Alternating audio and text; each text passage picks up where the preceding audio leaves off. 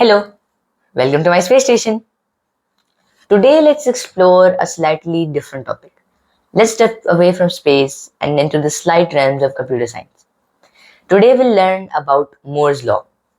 Now, Moore's Law is not mainly a law, but more of a prediction made by Gordon Moore in the 1960s. The law basically states that in any electrical circuit, the transistors will shrink exponentially in size. Now, before we get to this law, let's first understand what a transistor is. Now, a transistor consists of three parts: the base, the collector, and the emitter. The base is what regulates the flow of electrons. Now, transistor can be in two states. It can be either be on or off. On will be represented as 1 in binary, off will be represented as 0 in binary.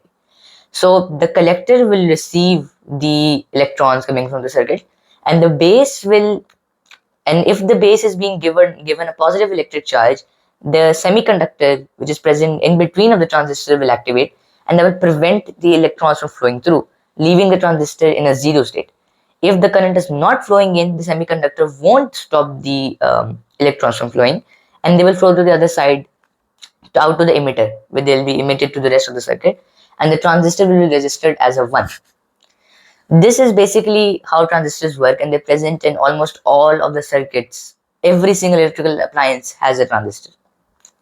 If you go to the market to buy a transistor for your circuit, it'll be pretty big. It'll have three wires connected to a base. But the transistors used in things like computers and smartphones are very small.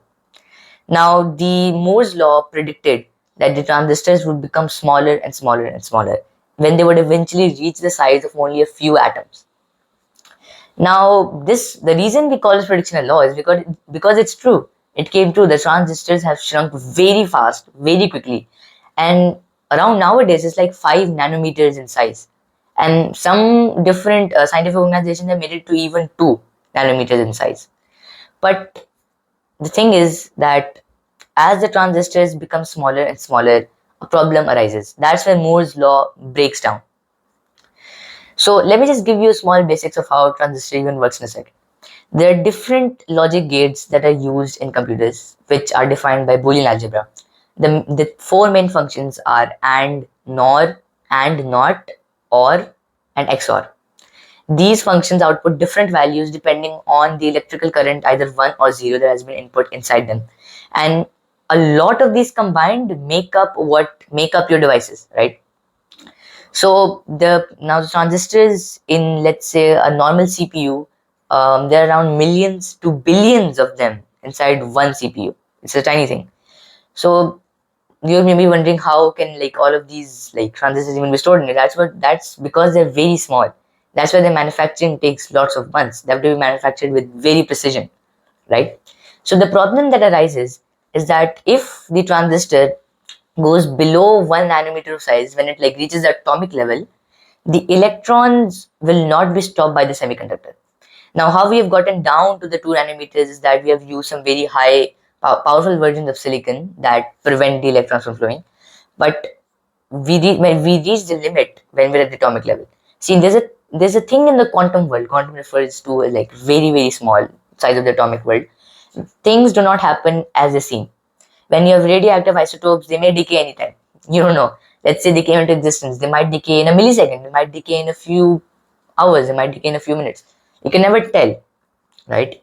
So that's the uncertainty in the quantum world. That's why the quantum world is not based on precision, but on probability. We assume that, okay, there's this percentage chance that this atom will be in this state at this time, will decay at this time. We are not certain about that. As a consequence of this arises quantum tunneling. Basically, the idea is, and what's been proven, is that if you have a very, very small transistor, even if you have a very powerful semiconductor in the middle, the electron will be kind of able to teleport to the other side. That would mess with the circuit. Let's say you want it to be outputting a 1, it might output a 0, because the electron will just not flow. Either it will not flow at all, either it would flow. That would mess with the state of the transistor and mess with the circuit, and eventually your laptop won't work. So that's the issue with making transistors too small, and that's where Moore's law breaks down. The transistors can't be that small. The electrons will just quantum tunnel to the other side of the semiconductor. Now, this quantum tunneling arises as a fact that the electrons, since they are so small, they can penetrate to the gaps of the semiconductor, and since there's the uncertainty about the state, it could turn out to the other side. The problem about this is that we hit the limit of our ingenuity in these kind of things. Um, like humanity is always wanting to make the things that is made better. We made bombs, then we made nuclear bombs. We made cars, then we made electric cars. We have done a lot of advancements, but in computers and in this field, we have finally hit our limits. We can't go smaller than that. So this might sound bad, thinking that we can't make more powerful machines anymore. However, there's a solution to this problem. This solution has been in the works for a long time and is now becoming a reality as time goes on. Quantum computers. Instead of using transistors to store ones and zeros, quantum computers use the superposition of an atom. Now, I'll be covering superposition in a different video, but just to give you a quick summary, an atom in the quantum level is so uncertain that you can't tell which state an atom is in. Now, this is best explained through the analogy of Schrodinger's cat. Schrodinger was a scientist, more physicist, that made this entire quantum superposition thing. Schrodinger's cat can be dead or alive. Okay, it's an analogy. So if there's a cat in a box, the cat can either be dead or it could be alive at the same time. You will never know which state it was in until you open the box. There's a 50% chance the cat is dead, 50% chance the cat is alive. As soon as you open the box, the cat will either be dead or either be alive. Okay, when the box is closed, it could be in two states. That's what what happens in the quantum world. An atom could be a liquid and solid at the same time. You will never know until you see it. It will be changing into one definite state when a photon particle hits. So quantum computers basically rely on an atom being able to store both values 1 and 0. But the details I'll be covering in a different video.